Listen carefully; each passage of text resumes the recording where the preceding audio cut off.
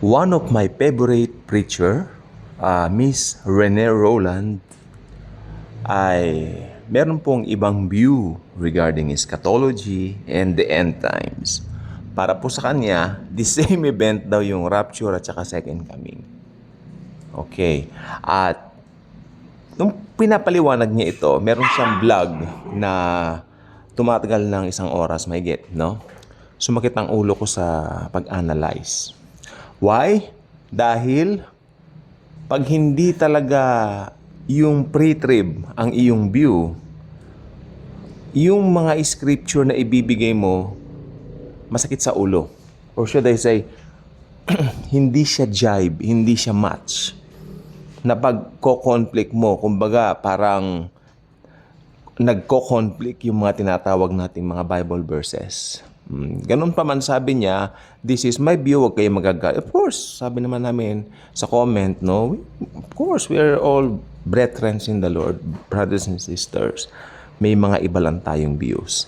Pero sabi naman niya, she's open to learn. So, yan ang maganda. And I'm hoping na pag-pray natin si Sister Rene Roland na makuha niya yung right view sa eschatology. Ito po ay matagal nang born again yan, matagal nang nangangaral yan.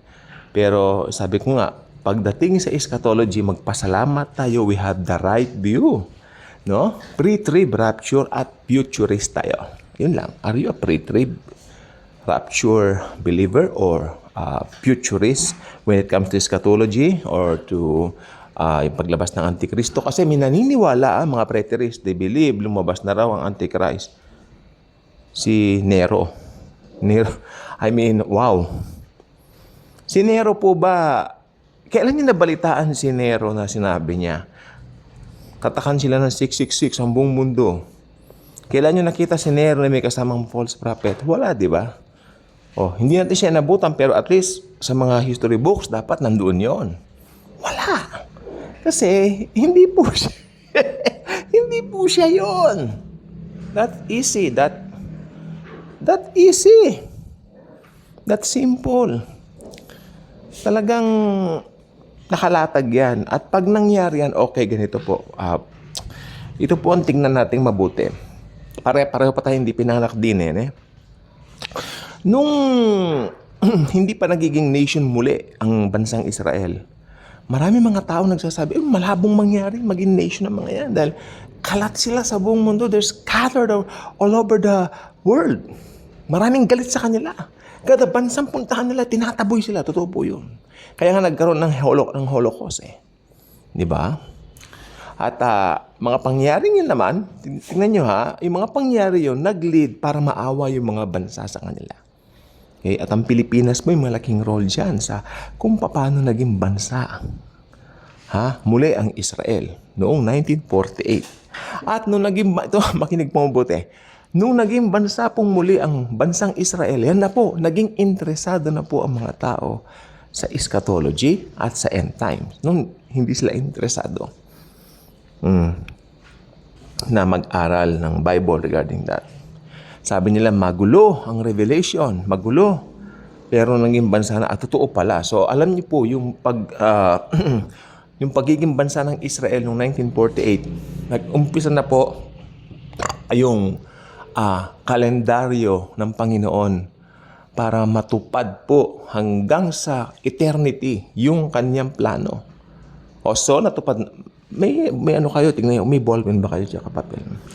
Yung umpisa, 1948, nangyari yung pagiging bansa muli ng bansang Israel. Okay.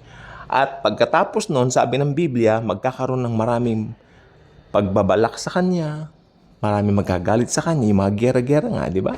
Especially noong 1960s, ang daming gera sa bansang yan, sa Israel.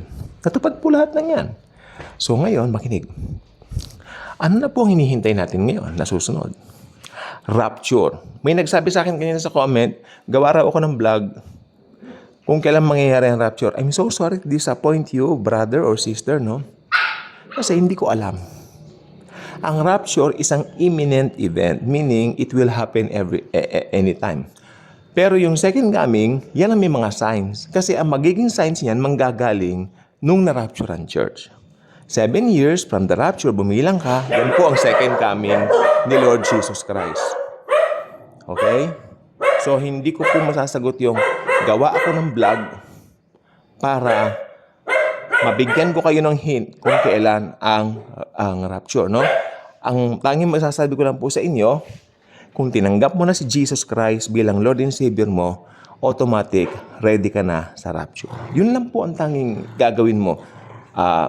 Wala kang gagawin na kung ano-ano mga kuskus balungos, na mga kolorete, sa mga gawa-gawa ngayon. Iba, nagpa-Bible study, mas madaling araw para abutan na, is that? The only thing na kailangan lang, tanggapin si Jesus as Lord and Savior. Pag tinanggap mo na siya, sasabihin ako sa'yo, congratulations. Anytime, mararapture na tayo. Bye-bye.